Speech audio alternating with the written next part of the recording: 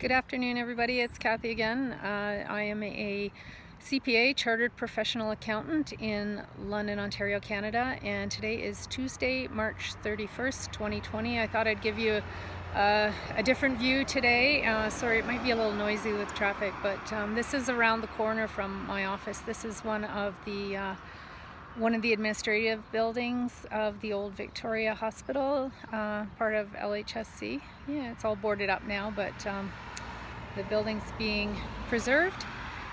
Anyway, so yeah, not great news today for businesses. Well, I guess it's not great news, it's neutral news because we didn't get any news. We were hoping today for an update on the 75% wage subsidy, hoping for details of that.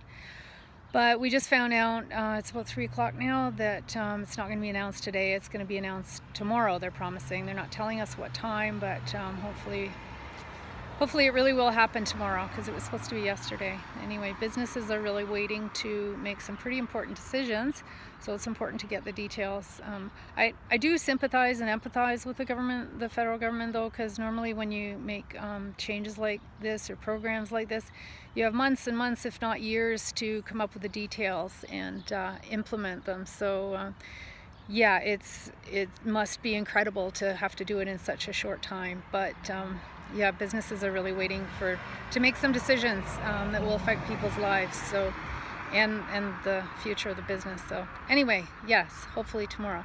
So one thing I also wanted to say for individuals, so I've been talking to friends and clients, and I know that there are a lot of you who are very anxious right now and very worried. And one thing that I've mentioned to some people and they found it helpful, I thought I would pass it on.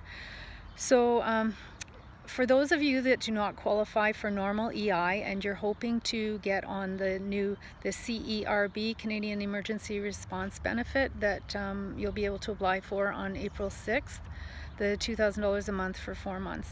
So we're still waiting to hear details of that. But what I wanted to say is, normal EI, we have employment insurance, and sometimes it's really difficult to get on. You need to prove a bunch of your facts, and you need to really follow all the rules before they will pay it out to you. So the difference with the CERB and the 6 categories of people that it covers, 6 categories of situations that it covers, you need to remember that the federal government is really, really trying to give it to people.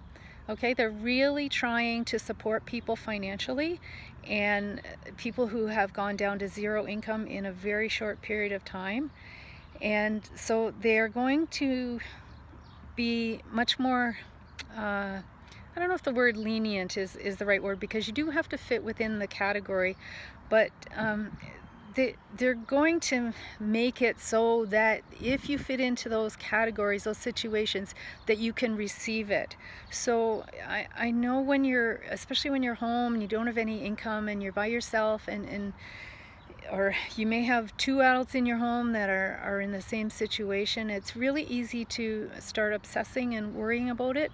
And unfortunately, we don't have more details yet, but just keep that in mind, that the government put these programs in place to help you stay where you're living now and feed your family and take care of your essentials and necessities. And so it's not going to be a situation where they're going to try to not give you the CERB, like it does sometimes feel like they're trying to not give you the EI. Okay, this is a very, very different situation. So if you can just keep that in mind, that the new benefit is there to help you, and they want to get the money out to people.